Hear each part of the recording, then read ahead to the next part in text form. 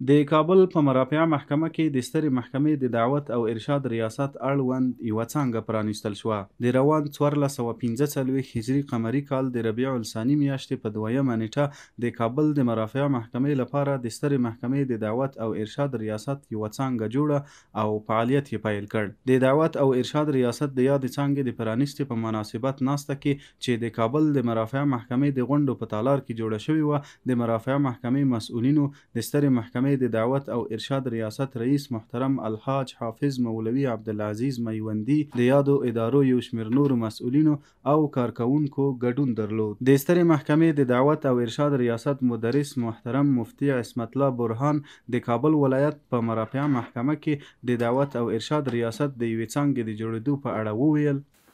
د افغانستان د اسلامي امارت د زعیم علي قدر امیر المؤمنین د حکم سره سم چې په ټولو اداراتو کې باید د دعوت ارشاد ریاستونه او همدارنګه مدیریتونه او امریتونه باید پرانیستل شي. نو د افغانستان اسلامي امارت د سترې محکمې د دعوت ارشاد ریاست لله الحمد په خپلو ټولو مربوطاتو کې خپلې څانګې په څانګو پرانیستلو باندې پیل کړی دي. د هغه په لړ کې نن موږ د کابل ولایت د ولایت په مقام کې د مرافعه یا د استئناف په محکمه کې د خپلو کارمندانو لپاره او د خپلو کارکوونکو لپاره هم هلته د دعوت ارشاد د فعالیتونو پرانیستنه وکړل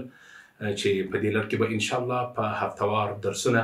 د دعوت ارشاد د هغه تعلیمي نصاب له طرفه څخه چې زموږ ریاست ورکول شوی دي،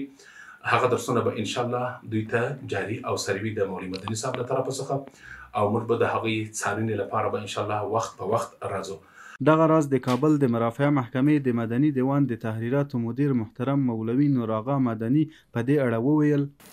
الحمدلله نن ډېر د خوشحالۍ ځای ده چې د سترې محکمې د دعوت الارشاد د ریاست له طرفه محترم رئیس صاحب او نور سره ملګري مفتي صاحبان زموږ د دعوت الارشاد د درسونو د افتتاح په خاطر باندې راغلل. نو موږ ډېر منندوی یو او ډېر د دوی شکریه ادا کوو. الله پاک د دوی ته اجرونه ورکړي، د دوی تکالیف د الله قبول کړي. دوی مشران دي او په دغه لار کې انشاءالله موږ همکار یو او د موږ